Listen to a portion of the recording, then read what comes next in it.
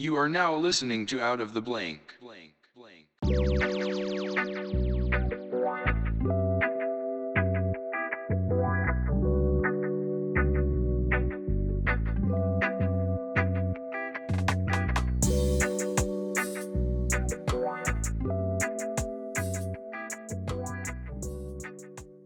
Welcome to another episode of Out of the Blank podcast. I'm here with Aidan Murphy. Hi, thank you for having me today. So Aidan, tell me a little bit about yourself and what do you do professionally? So professionally right now, I'm a tax analyst with a human capital management group, but I am aspiring to move on to bigger and better things and hopefully work at NASA. I'm currently studying at Pepperdine University to get my MBA, and I'm very interested in space and everything to do with it. Now, okay, so you said tax analyst. So what do we mean? Are we just monitoring people's tax incomes where certain things are placed? Like, how do you explain your job?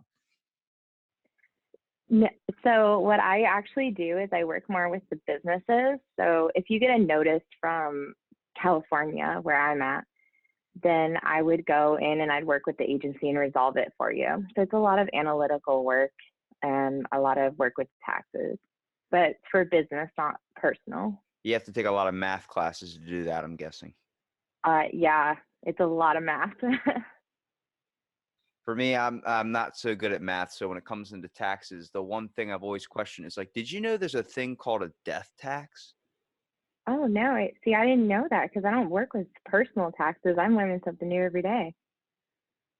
I literally am like, I look at like my pay stub when it comes in. I'm like, all right, I'm getting taxed medical stuff. I don't even have medical insurance. I don't know where that's going. And then I'm looking at the thing and I start realizing like, I remember when I had somebody pass away, they were like, yeah, a lot of that stuff gets taxed. You know, if someone leaves you a certain amount of money, that a little piece goes to Uncle Sam, a little piece goes somewhere else. I'm like, wait a minute, hold on a second. So we're getting taxed when we die too? It's true. What types of things do you try and do with your job towards the business aspect of it? So with the business aspect of it, I do work with our clients and help them in regards to, understanding what they need to provide to us and what they need to provide to the agency. So, however, I'm kind of just doing this temporarily to get myself through school so I can get to NASA. So I've been doing a lot of stuff outside of work. What are you studying in school exactly? I'm currently pursuing my master's of business administration. And how does this all factor up into wanting to become an astronaut? It seems like a big leap there. You're going from taxes to being in space. Oh, I completely understand it. So what I'd like to do is when I finish my master's of business administration, I'd like to apply for the Presidential Management Fellowship at NASA and get my foot in the door. So in the meantime, while I'm doing my MBA, I'm actually currently pursuing a second bachelor's in science and math. So I was previously a manager in my previous life at Disney World, which is why I went into business. And I think that getting my foot in the door through the Presidential Management Fellowship will be an excellent way for me to network and learn more about what I need to do. But as I said, I'm doing other things outside of even school to prepare myself. Like, what types of things are you preparing yourself for? It seems like going into space is one of the most fascinating, but obviously one of the most dangerous things that a lot of people don't really ever get the chance to do. Yes. So what I'm doing is besides pursuing my my second bachelor's in science, I just finished my scuba certification. A lot of the training that astronauts do is in a scuba environment because it's the closest that we can get To zero to gravity. to microgravity, exactly. So a lot of their training is done in that environment. That's also why when astronauts spend a lot of time out in outer space and when they come back down, they have to go into a decompression chamber because so they don't get the bends, basically. It's like the same thing when you go underwater. You spend so much time in a place where gravity doesn't affect your bones like it normally does on Earth. It has some major side effects. Yeah, absolutely. Because going in high altitude or in low altitude, so beneath the surface, it's different pressure on your body. So you have to do that decompression So exactly like you said, you can get the bends, which is basically a buildup of nitrogen in your system that can affect you, and it can actually kill you. So it's really important to make sure you're doing that. So how did this all come about? Where did you get your fascination for wanting to be an astronaut or something? I know that's always a dream job that like your teacher will ask you, like, what do you want to be when you grow up? And there's the superhero president, and then there's someone that's like an astronaut, but it seems like life never ever folds out that way. You know, I never really thought that I would be pursuing this because I really thought that I wasn't good at math and that I couldn't do it. Like I told you, my dream job before I am where I am now is I wanted to be a manager at Disney World more than anything. And I worked for 5 years towards that dream and I achieved it. I became a manager at Disney World in 2016. And after having that job, I just realized it wasn't what I wanted to do. And so I moved out to California to get my MBA. And I was trying to figure out what I wanted to do. And I was, looking back into my past and like, what are things that I've been passionate about in my life? And one of the things that I thought of was I used to live in Ohio, and there's a space museum there. It's called COSI, Columbus Institute of Science. And I remember going there and seeing the space exhibit and just being absolutely fascinated. And I mean, it had everything in there. There was like a simulation, there was information on the space program and Apollo and everything. And I just remember like being completely enthralled by it. I was like, why can't I do that? I mean, Look, when I was a kid, I hated school so much, but I love the field trips we used to take. I mean, we used to go to the National History Museum. We used to go to Washington, D.C. It's a major benefit if you ever have the ability or chance to go to a museum, especially if it's by yourself or if it's on a field trip or something, whether you're going to go look at paleontology with dinosaurs. But I remember the one time I went into the Space Museum in Washington, D.C., and it was the most fascinating thing ever. The amount of materials that they had there that were worked on actual spaceships that were kind of sitting in there. It's like you literally are touching something that went into outer space, looking at all the types of drones or probes, whatever, that go out onto other planets and gather resources and information that comes back, and we use that for data to see if there's going to be another inhabitable place to live on. These types of testing to see, hey, maybe one day we can land there, maybe another day we can land there. I mean, since I was a kid, I had a fascination with just looking up at the stars and wondering what else was out there. And I remember there was this they had this simulator, the one, I guess it's supposed to simulate what it's like to be in outer space, mostly because you know how like when you're driving, like doing flight simulator or something, you can go up and down and side to side, but like this thing went full gyro, like 360, to the point where you're upside down.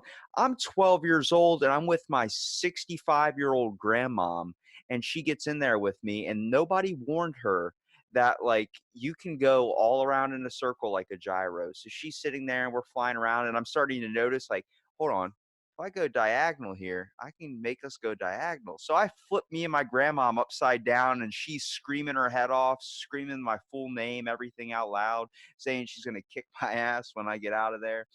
And I was having so much fun, but it was definitely a crazy experience, especially having that at a museum. yeah. Oh my gosh, that's so funny. So when it comes to just diving into more of the space, like all the training and stuff behind it, like if you're trying to become an astronaut, can you take me through the process of how you would even start that, and what are your types of like steps and training methods that you do? Yeah, so the first and most important thing is to have a bachelor's in some kind of science, which is, I don't have that yet, so I am working towards that. Um, the next thing that you would do is you go into an application process and you're applying, against, I think it was something like 48,000 people applied, and I think they took 13 for the last class, if I'm not mistaken. And then they go into extremely rigorous training. So they're doing things, as I mentioned before, with scuba underwater. They're doing flight simulations. Yeah. So I don't know if you've ever seen the movie First Man that just came out last year. That's a really good example of what they'd be doing is the flight simulation, just a little bit more modernized, of course. And then they're going to be doing some things such as going up into suborbital Earth and coming down to get used to the flight and being in zero gravity. And then they're also going to be doing things like you go into a container and you basically go into like a situation where it's like an emergency situation underwater, and you have to be trained how to get out of that because the capsules drop down into the water. So there's all kinds of, so many different things that they're doing. I actually had the opportunity to go to adult space camp this summer, and I was able to do some of the training that they do with like the multi-axis trainer, which is you basically sit in the middle of it and it spins you 3 ways at the same time. Holy So you crap. had to do it for a minute and a half. I was really worried because this is kind of the crazy. same. This is kind of the same thing when they talk about GForce training, right? Like the amount of pressure that you have to kind of deal with when you're going through astronaut training, just because to make sure you don't like pass out, to see what level like it's dangerous for your brain. Because I know a lot of astronauts, they're going through training, they pass everything, but when it gets to the GForce training, a lot of them can't handle it, where they pass out or go unconscious, and that can cause serious health problems when getting launched right off the launch pad up into outer space. Yeah, exactly. So that multi-axis trainer is supposed to get you ready for that and kind of prepare you for that. They obviously, of course, do it much longer than a minute and a half, but a minute and a half even was a lot. And you kind of lose your orientation because you're spinning in so many different directions. Have you tried the GForce training? Like you said, for a minute and a half, have you went through the process of trying to handle all that power on your head? No, I wasn't able to do that because Adult Academy, it's only 3 days. It's a little bit less of an intensive training than they have for like the advanced version for kids. So we were only able to go on it for a little bit and try, but I haven't experienced the GForce training yet. I feel like there's so many things that go into being an astronaut, and to have one thing hold you back, like your brain can't sustain being conscious when all that force gets applied to your head, and then you immediately are not able to become an astronaut anymore. You got to keep trying and trying and trying, but it's the health risk of it too. Like, how much through a medical evaluation is it behind becoming an astronaut? It seems like there would be a lot. So actually the interesting thing about that is that you only need, from my understanding, is the level 3 flight certification. It's a medical certification you have to go get from a doctor who's like trained to do it. I actually went and got it. So I've already passed that physical that's required.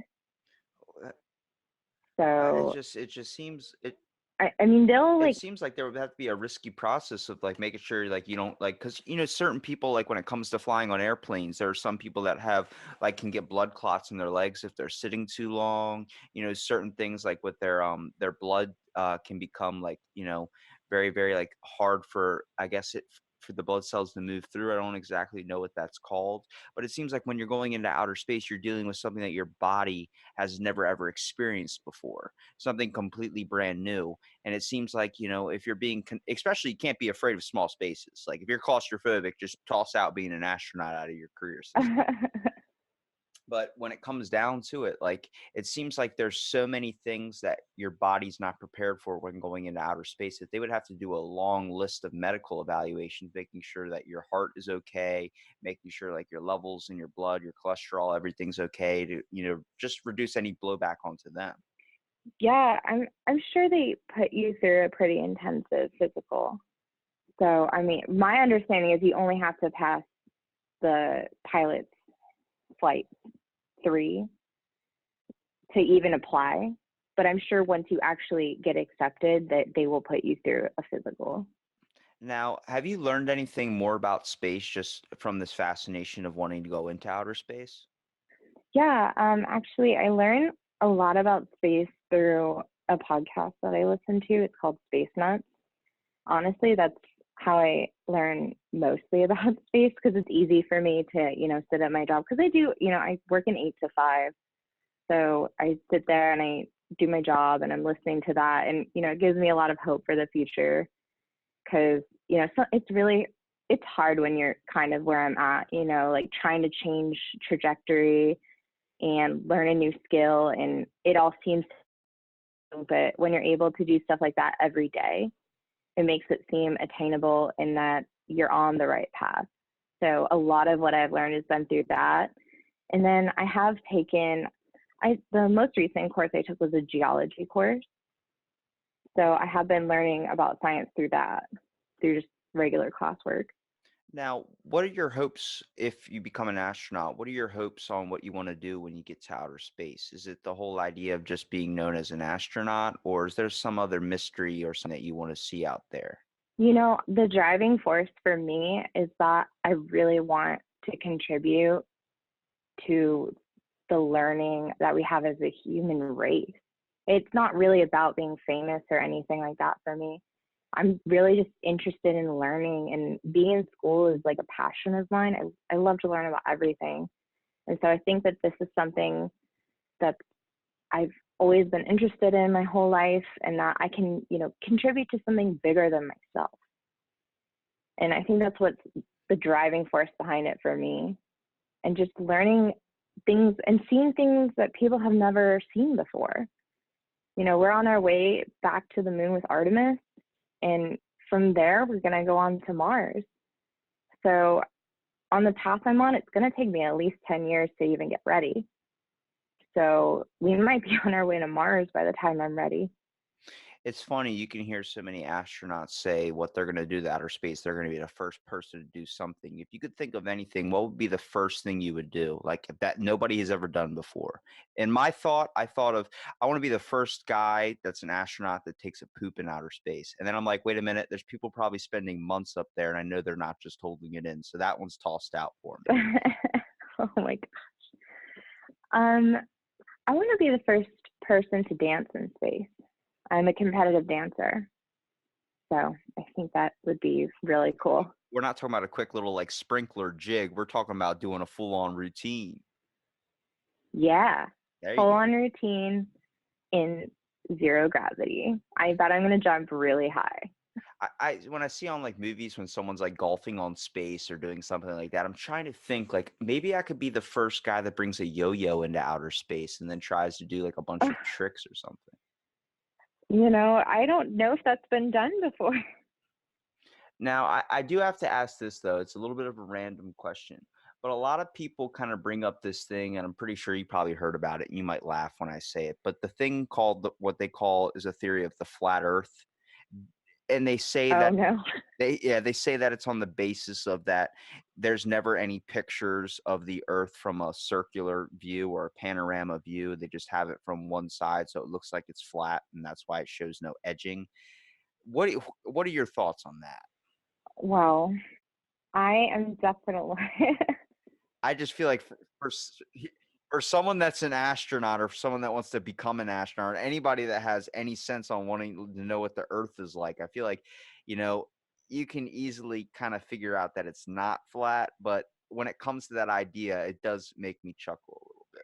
Oh, absolutely. I mean, if you just listen to science and math, nothing that we're doing would work without the Earth being circular.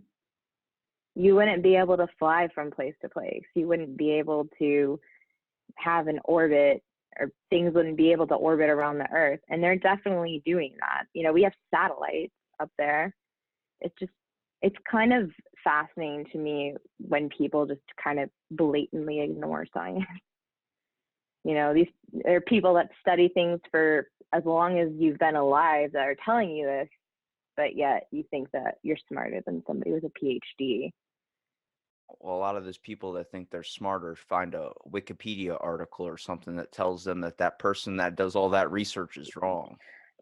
Like I told you earlier, I grew up in Ohio, so I have a lot of experience with people who are maybe not necessarily as educated.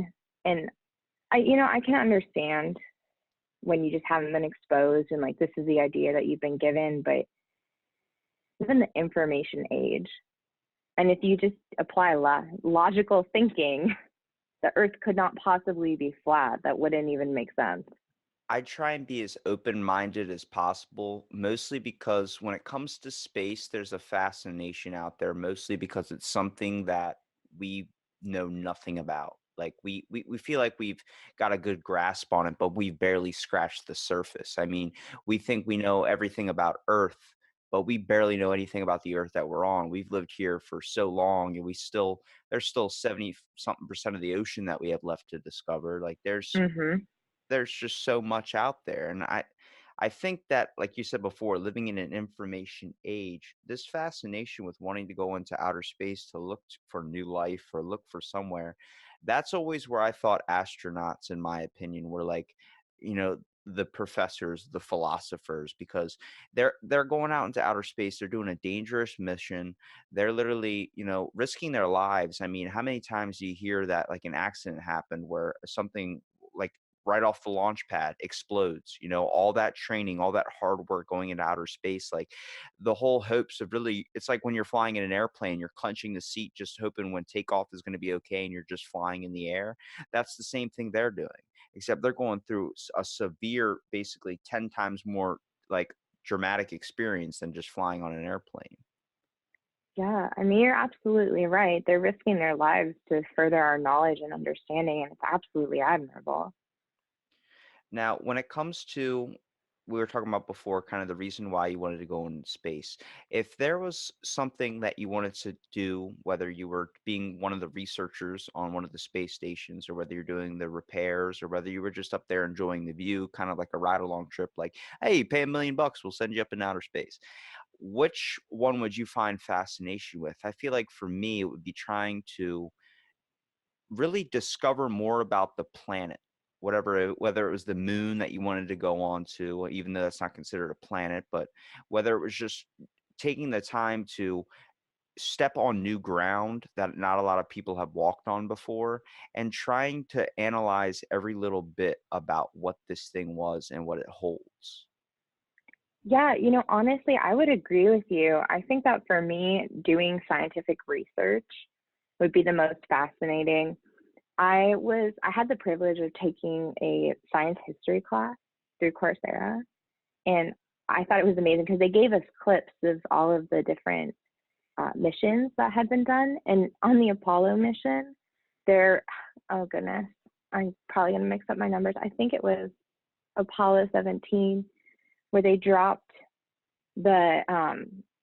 dropped a hammer and a feather at the same time, and it fell to the ground, to the surface of the moon at the same time. And I couldn't even imagine being in that person's position and doing that, and just wow, gravity doesn't work the same way here, and just experiencing that firsthand, and like seeing all of these scientific discoveries happening in front of me and being the one to perform the experiments just sounds like incredibly exciting. I really want to see a documentary on the tasking process it takes for the astronauts when they come back down to try and recope with being back on Earth. Whether they're in space for an extensive period of time, like even from 6 months to a year. Some people that are up there for so long, like it seems like when you come back onto Earth, it's a very big adjustment, much like a person coming back from war. Maybe not so much mentally, but a lot more physically. It seems like your bone loses density after 6 months. It starts to adapt to the environment that it's been in. I mean, for the first day, you're basically like, "Oh, this is awesome! Like, I'm weightless." You're having fun because you still know what the sense of gravity is. And then you're up there for so long, you lose that sense. So when you get back on Earth, it feels like you just need to be lying down all the time because your body can adjust. Yeah, that's a really interesting point because you're right. Like after 6 months, you do start to lose bone density. Maybe you've heard people will gain inches when they're in space just because your spine isn't being, held down by gravity. So I'm sure there is a readjustment period that they have to go through. I'm thinking maybe I'll follow Christina Cook when she comes back down because she's been up there for so long. So I'm extremely curious because I think she's been up there probably in at least barely in the top 10 of the amount of time people have spent up there at a sequential I've seen order. So I've seen a lot of interviews with astronauts, and the occasional documentary you watch on Netflix or something. It seems like the biggest problem for them is not the trip or the training. It seems like the biggest problem for them is a lot of them are family people. So it seems like being gone for so long, there starts to be a emotional detachment that happens where they feel like they just want to go back home and see their family, even though they're experiencing something they've always wanted to experience. It ends up going stale because it feels like they're missing out on one of the biggest parts of their life. Yeah, I definitely can see where that's an issue. I mean, I know they have in the International Space Station, they have email communication. And so I'm sure they can send videos back and forth, but of course it's not the same thing as being with your loved ones. Um, I literally just thought of a great technology oh yeah, advancement. If we could use VR for astronauts to be able to be with their families back home. that would be incredible. Go invent it. Holy crap. Patent it up. Someone's probably going to steal it. Nah, Oh whatever. It's gone. man. It's lost in the ether. I said it on the So internet, and you know what they say, the internet's forever. so true. I feel like, though, there is way too much worry when it comes into my mind about, like, I'm the type of guy, like, when it comes onto a plane, I'm kind of superstitious. I'm like, all right, I gotta spin around 3 times, or I gotta go talk to the pilots for 5 minutes before I can get on this airplane. It's just on the whole capability, like, it might crash, it might crash, it might crash, it might explode, it might explode. Like, that whole thought's coming to my head. Do you not have that worry? It feels like there's so many, like, dangerous things that could happen. Like, what happens if your spacesuit rips? What happens if this stuff occurs? Like, does none of that deter you a little bit from wanting to go into outer space? Of course that's something you have to think about, that there are extreme risks involved with this. And I mean, people have died. Many people have died trying to go into space. And I think for me, the thought is like, I would honestly rather die trying than to never even try at all. Because I feel like that's the failure, is to never even go after it. Even if I make it all the way and, I've applied and I don't make it into the final cut, I would still feel it was worth it, because it's important to try to pursue your dreams rather than just give in and not even go after it at all. What's one of the things you've learned about space, and one of the things either you've experienced or something that scares you or seemed like it was the most difficult for you? It feels like a lot of people, like, I know people that are like firefighters and stuff that have to put on that equipment, they get used to it. And a lot of people that aren't used to that, it seems like that spacesuit looks a little bit fragile. And also it seems like it looks like it might carry a lot of weight to it. Seems like it's easily been able to get ripped, but it's also very, very heavy, which makes it difficult. Well, I do know that they are currently working on advancements for the spacesuit. Have you seen any of the prototypes by SpaceX? No, I have not. Because they look much better. They're not as bulky. And like you said, they don't look like they could be as easily ripped. So I know they are working on that. But yeah, of course, that's terrifying. Honestly, I think the thing for me is knowing that how long it's going to take. Like if I just, like I said, it'll take me about 10 years to get ready. And if we're going to Mars, that there's a 6-month period where you're just in the shuttle. It's not like the moon where, you're 3 days, you're up there, good to go. That 6 months in a shuttle scares me a little bit, because I can imagine it being mind numbing being in the same tiny space. That's the thing that worries me. That reminds me of the movie Interstellar. That always, like, literally after I watched that movie, I was like, I was messed up in the mind for like good 2 weeks afterwards. I thought we lost Matthew McConaughey. I thought there was a bunch of things that happened. But like, it was when they were on the planet for an hour and it passed 7 years and they ended up being there for 2 hours. So they missed 14 years back on Earth, or back off the planet. And when they get back to the space shuttle, Yeah. the one dude didn't go into the hibernation thing. He decided to stay awake, so he aged. So when he got back on, everybody looked at him. He had a graying beard and everything, and they were like, "Why didn't you sleep?" And he was like, "I just wanted to find a way to get you guys back." And that's crazy to think, because it seems like with every space travel movie, whether you're going to Mars, there is that extended period of time. Like, I can't even handle 3 hours in a car. I got IBS. Like, we got to pull over. We got Hmm. to do something. We got to get some food. I got to get some pizza combos in me or something. But it feels like you're spending 6 months traveling to a destination and you don't even know what's out there. Exactly. That, and honestly, that is a little scary. And I listened also to this podcast called The Habitat. I don't know if you've heard it, but they were basically putting people together to test them for this. So they put them in a habitat. It was for an entire year. And it was to be like simulating being on Mars. And even these people were having issues getting along. And these are scientists and like brilliant minds, and they're having just issues because you're with the same 6 people for 6 months in a tiny space. I feel like that is going to be the hardest thing to overcome, is getting along with other people for a prolonged period of time in a tiny space.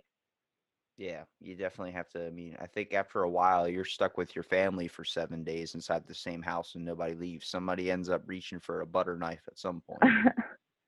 Yeah. When it comes to the types of technology that NASA or just the space program has developed in general, is there been anything that really stuck out in your head? Like, holy crap, I didn't even know we had Oh something my like gosh, that. so many things. This past year I've learned so much. I've been watching a lot of the launches recently, and just the advancements that we're trying to do, like the shuttle launch systems and all the things that Blue Horizon is doing with the little hopper. So cute. But gosh, I'm trying to think of like a specific thing that just really shocked me. You know what I did learn? I know one. I'm sorry, go ahead. Well, I know one thing that got me was the fact that they have the visors that the astronauts use. There's a little like same thing with the sunglasses down here. Like, people have normal glasses that when they get, they have the polarization when it comes out, it gets kind of like, it drops this blinder that comes down.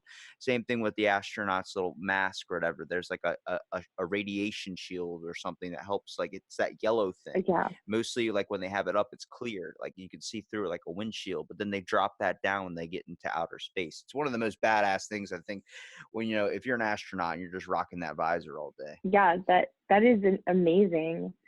What I was just thinking of was all of the things that have come out of technologies that we have now because of the space program. I think that's the thing that really shocked me. I specifically remember being shocked by handheld tools. That all came from our space program. Yeah, I didn't know that because basically, like you were saying, it's a new environment. You've never been there before. There are all these new challenges. They can't be doing stuff with wires coming off. They can't be trying to drill something and there's a wire hanging down. So we had to come up with new technologies, and these are things that benefit everyone. The phone I'm using to talk to you right now came out of the space program. Whoa. So it's all these benefits that we don't even think of. I think that's what honestly shocked me the most. You want to know something that actually might shock you a little bit more? Yeah, So there was a government program, I don't know if you've ever heard of it, called Operation Paperclip. I haven't. So this is where around World War II, when we defeat the Nazis and everything, we actually split up all the Nazi scientists into three different, basically split them up between three kind of areas. So there was America that got their own Nazi scientists for their research program. There was Japanese that got their own, and then there was Russia that actually got their own scientists as well. Well, our space station, our space research, all that stuff, the little NASA spaceship, that little white jet that's usually on the front, or space shuttle that's on the front of like t-shirts and stuff, that's all from Nazi ideas. Basically, the leading person to our space program, Werner von Braun. Yes, it was the Saturn V rocket. He was instrumental in creating that. I see a lot of people don't think that. A lot of people look at it and go, "Oh, that's American for sure." I'm like, "No, Mm. that's German invention, and that's not only Germans, that's Nazi invention." Like, it's crazy to see like how far and the steps that it's taken for us to get somewhere. A lot of people say that's why we beat the space race. Was the reason why was because when we got our Nazi scientists or our German scientists, they were because that whole research department that we grabbed, they called it Operation Paperclip because they had folders with the type of documents and research facilities and which area they worked in with the research on their shirt, paperclip to them. Hence Operation Paperclip. And America at the time, we're going through a space race. So we're battling the Russians. And we decided, hey, guess what? Let's take all the ones for the space program so we can get to space first and we can win it. And that's what led us to get there a lot faster. There's also this kind of theory, too, a little bit. Do you believe we landed on the moon when we said we landed on the moon? Yes, I do. I feel like a little bit of it seemed like it was like a propaganda act. I mean, like I said, I try and be open-minded, so I try and look at that, and I also try and be like, yeah, we definitely landed on it as well, trying to not really pick a side. But it seems like when a lot of people say like the footage was faked, I was like, is it that far off that we would just toss out some fake footage to Russia so they would just stop doing the race altogether? Like, well, we lost, and then give up, and then we just hit there later. I mean, I don't think it's impossible. I really do believe that we landed on the moon with Apollo 11. Um, I was watching actually on Netflix, there's this show called Conspiracies, and one of them is about the moon landing. And I was watching, and what I loved about it was they had the conspiracy, and then at the end, they had a scientist come in and explain everything. So he was explaining how, it looks fake because it's so lit, but the surface of the moon is extremely reflective. Light doesn't balance off of it the same way that it does on Earth. So, he was explaining all of these things that people were saying, oh, this and that, and oh, the flag is waving. And, he was giving scientific explanation as to why that was happening. So that personally made me feel a lot more comfortable with it. But, and we were in a war. So I don't think it's impossible, but I do believe it. I don't think these people are going to lie. I definitely think there's a part to both sides. I think I can see where the other people would think that it would be a conspiracy theory, and then I can see the scientific evidence behind it. I mean, one of the best albums ever created, Pink Floyd, Dark Side of the Moon. Like one of the fascinating things I think about like going up into outer space, first of all, like when you're on the moon, there's literally one side of it that is completely like you can see everything, like, oh look, I can see my feet in front of me. Then there's just a cutoff point where the rest of the half of the planet that is not covered in sunlight, nothing, is just completely black, to the point like if you stepped in there, it's like stepping in the shadows, like in a movie where someone just jumps out. It's literally like pitch black. You're like, I can't even tell what's over there. Yeah, it's crazy. Did you hear about China just sent one of the first robots over there to the dark side of the moon earlier this year? Did it survive? Yeah, it's doing good so far. Oh my goodness. I know we had that what was it, the Opportunity rover? Oh, Oppie, yeah. The one that shut Yeah. off or something, and then somehow some dust particles or one of those dust tornadoes on Mars actually cleaned out its system or something and turned it back on? Um, so I don't think the opportunity is back on. I haven't heard that, but what did happen was there was a dust storm, huge dust storm, and it covered the solar panels. But once the dust storms ended for the season, like you said, it did get blown off, but I think it was able to send its final transmission, is what it was. Yeah, I know a lot of people made a bunch of memes like something like it kept sending information to us till its very last breath or something, and they started giving it like emotional sides, like you see the Mars rover crying. I was like, this is hitting me in a level I don't know how to I explain. felt like I lost a friend, truly. Yeah, he's like a little scientist, little astronaut that was going out there trying to help Mhm. us out. And next thing you know, something happens. That's what's crazy. I mean, we can get Matt Damon off Mars, but we can't get the Opportunity rover back off Mars. Come on I now. know. It lasted a lot longer than it was supposed to, though, and gave us a ton of insight. What types of things do you feel like we still have to learn about space? Oh my gosh, what do we not need to learn about space? We have, Like I found it pretty fascinating that they just figured out there's now something called a white hole, which is like the opposite of a black hole, but completely white. oh my gosh. Well, we just saw the first image of a black hole this year, so we're still learning. now the first image of a black hole, but we always kind of knew what it looked like. What do you mean? Like we finally got cameras in there to take a picture of it? We finally were able to process it in a way that it was visible to us. Oh, I know we just created Yeah. a color called Vanta Black. You ever heard of that? Yes, I have. Darkest black. And it literally shows no edges or anything. So it's like one of those cartoon like black holes that they throw on a wall and you can jump through it. Yeah, kind of like that. I just find it so crazy that these types of things are just like, and almost year 2020. Like we're just getting all this type of stuff happening now. You're like, what else are we going to uncover? You know? I know, it's incredible. And, even in the past 20 years, like life has changed so much. Not even 20 years, because I'm thinking of, personal computers, but, now I have a personal computer more powerful than the computers that took us to the moon in my hand. So it's incredible what we could accomplish if we just put our minds to it.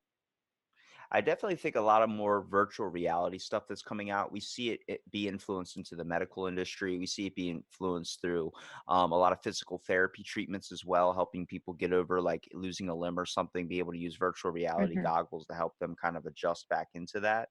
I think a lot more adjustment and a lot more of its usage should also be funded towards our space program as well.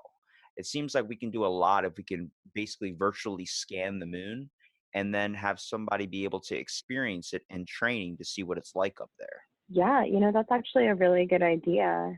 I think the biggest challenge for us is that we can't really replicate microgravity. So without being able to do that, it makes it really challenging to get an actual experience because, VR is wonderful and you can feel like you're there, but without that challenge of microgravity, it's kind of like not having the.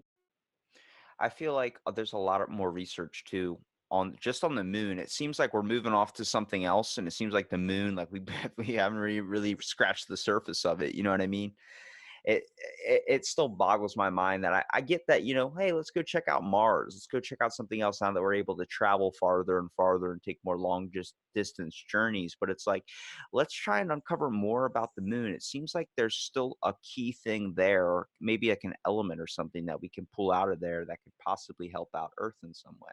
Yeah, I agree with that. And like maybe not even necessarily like there's not going to be a mineral in the moon that we can use. I mean, maybe possibly. But I think like we were talking about earlier, the advancements that we made as a society by going through the process of going into space, there's going to be new challenges that we're going to have to rise to. We're going to have to create new things to meet these new challenges. And I think that's honestly the biggest benefit out of the space program is, having us make new technology that's useful here on Earth too. Yeah, I see. I have this weird thought. At one point, we pull out so much research from space, so much stuff that's beneficial that we start using it towards a lot of our own life here. Better development, like how you were talking about better tools as well.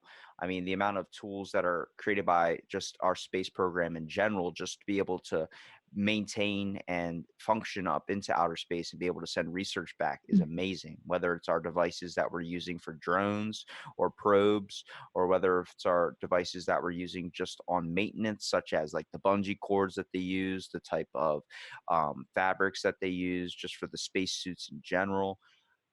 At one point in our history, our government tried to launch a nuke at the moon. Really? I don't know if you've ever heard of this. I don't.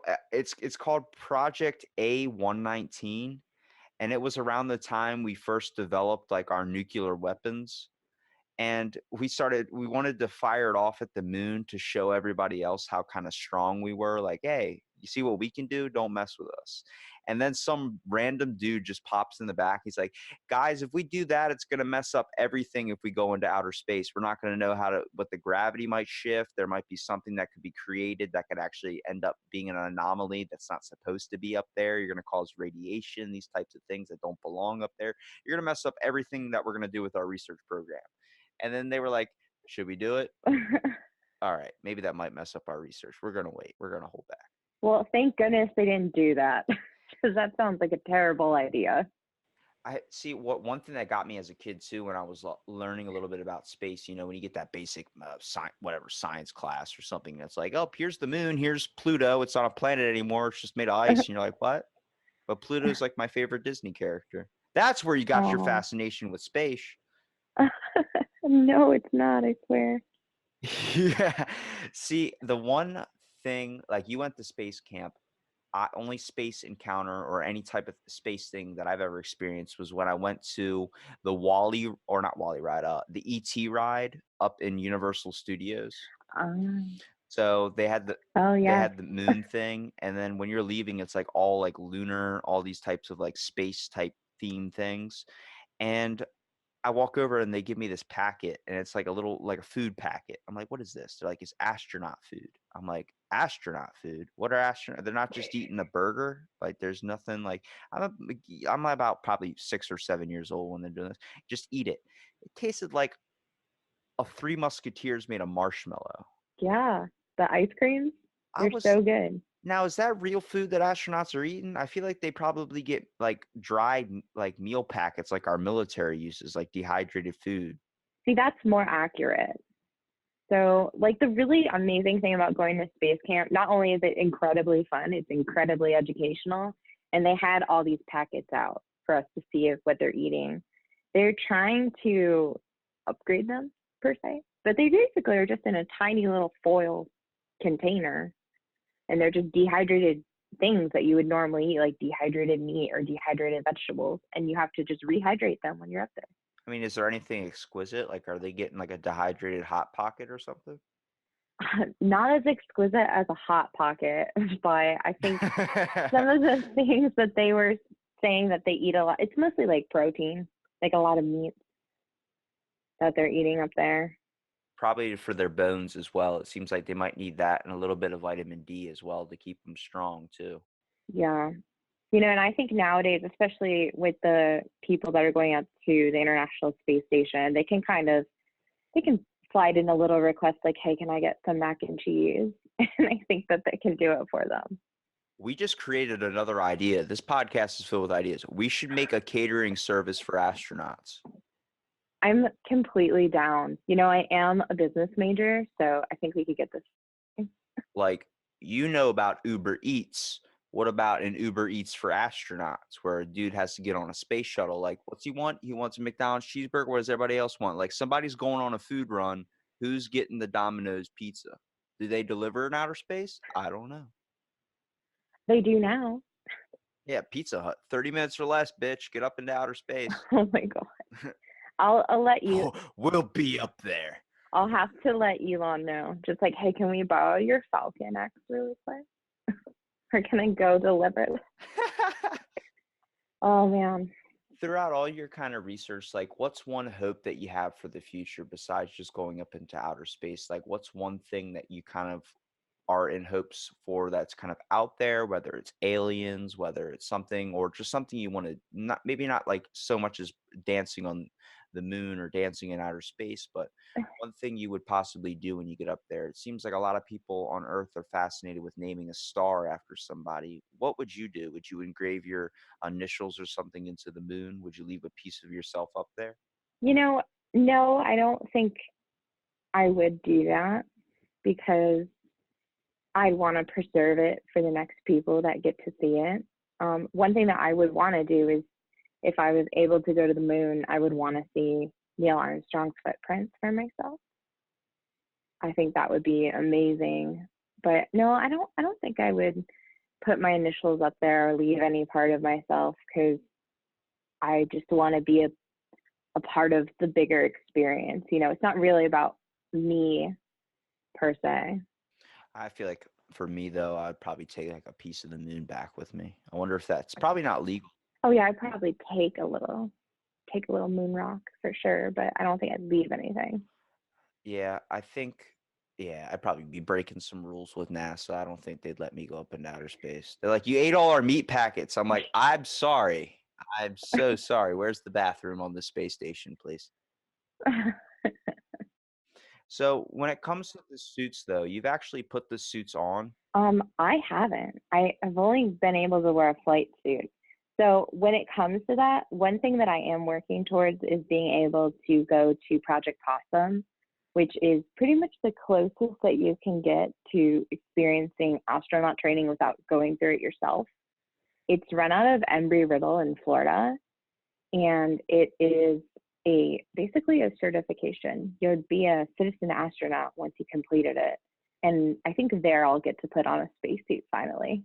I feel like with the way we're progressing so far in this just space travel in general, what do you think would be the estimation that you would say for people like average everyday civilians to be able to travel into outer space, like kind of like a school trip, kind of like a field trip? A field trip, I would say probably 40 years.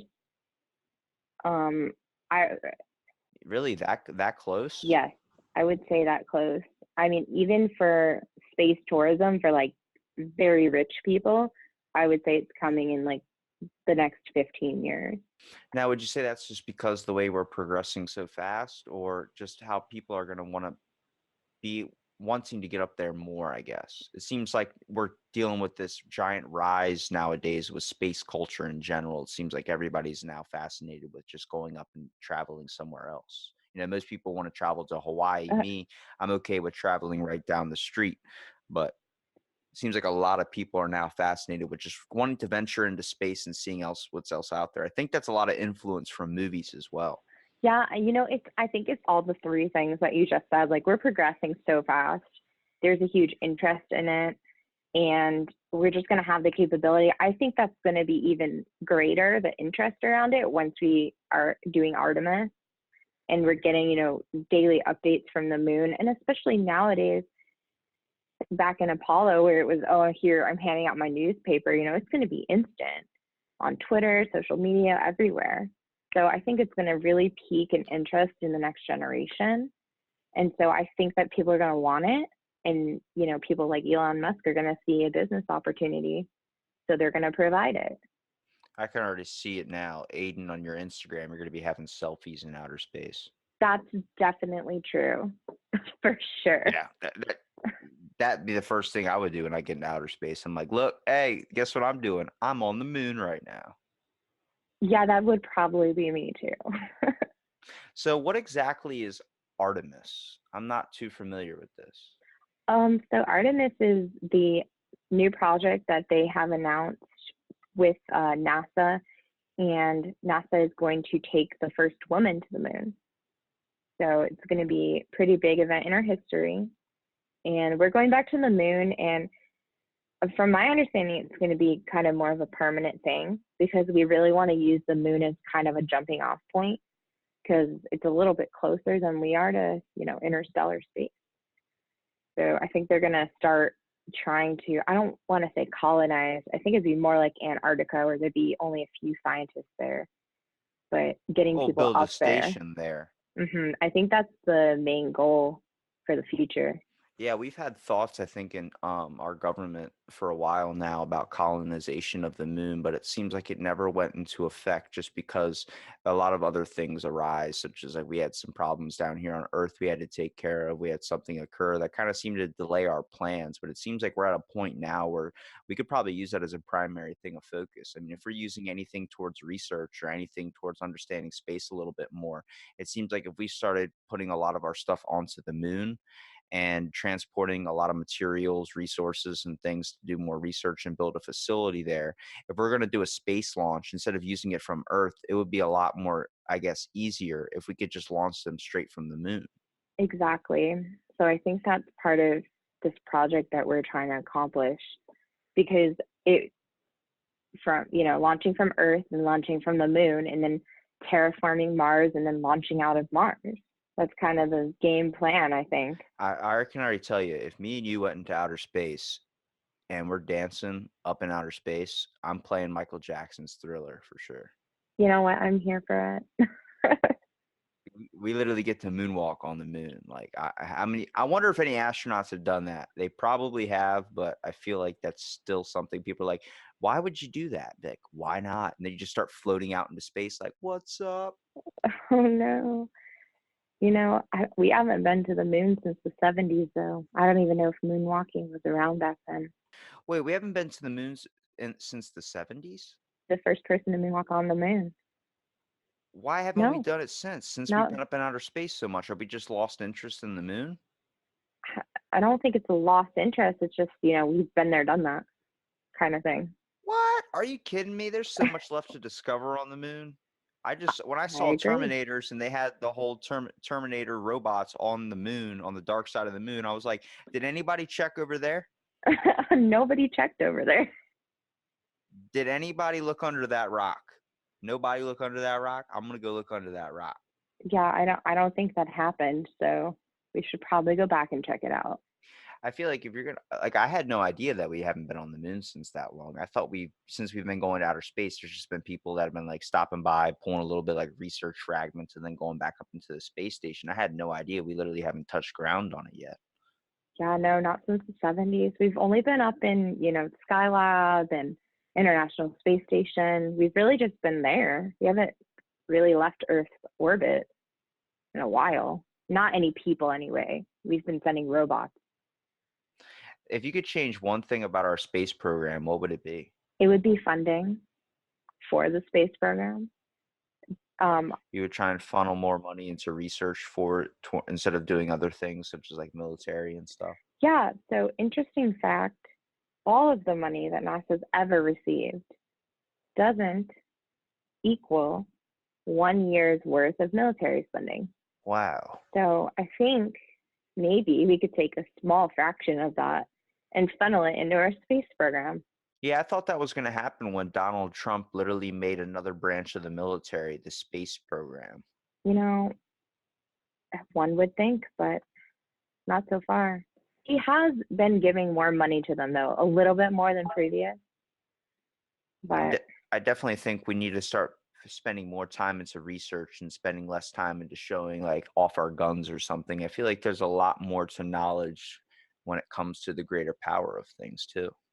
oh yeah, I completely agree with that. I mean, it's important to protect our country and have good national security, and it's important to have a good military, but I think that some of those funds could probably be allocated better. I know we talked about before about the astronauts that weren't able to make it in pursuit of space exploration, whether like something happened on the launch pad or something happened on their travel up into outer space. Did you know in 1971, I think it was, or sometime around in the 1970s, the United States, they actually put a memorial on the moon for all the people that died in pursuit of it, like just being able to go into outer space. Oh, wow. They did it for the Russians too. So Yeah. apparently there's a memorial. I've never seen it because all I can see is through what I see in my telescope. So if there is a memorial out there, they apparently write the names of American astronauts, Russian astronauts, whoever is in pursuit of the moon that goes on that little memorial. Oh, wow. That's amazing. No, I didn't know about that. See, I think something like that really brings into the whole where our funds should be placed in research, because it seems like where we want to put it all towards the military, we have this intensive need inside of us to care about everybody, no matter what race you're from. You know what I mean? Just the Hmm. idea of what else is out there and all of us coming together to explore that. Exactly. It's about coming together as a human race and learning. And that's what's so beautiful about it, because there's no need for, boundaries with different countries or anything like that. We're all together trying to learn. And I think that is what makes space exploration so beautiful. Well, Aidan, I really appreciate you doing my podcast too. I know you weren't expecting it at all, but I really appreciate you coming out and taking the time to have a conversation and especially talk about space. Like what's more to talk about than space? Neil deGrasse Tyson probably does it best. Oh, yeah. He's amazing. But no, thank you so much for having me. I really appreciate it. This was so much fun. Now, if you had to say one thing to anybody out there that's listening that might want to pursue the career of being an astronaut, what would you say? I would say to go for it. Don't give up. There's so many resources out there now, so many people trying to do the same thing you're doing. Connect with them. Don't feel like you got stuck just because maybe you didn't major in the right thing in college, or don't feel like you're too old or too young or anything. there's resources and opportunities out there for anybody of any age with any kind of experience that's interested in pursuing this. Well, thank you so much, Aidan, for being on the podcast, and stay tuned for another episode of Out of the Blank.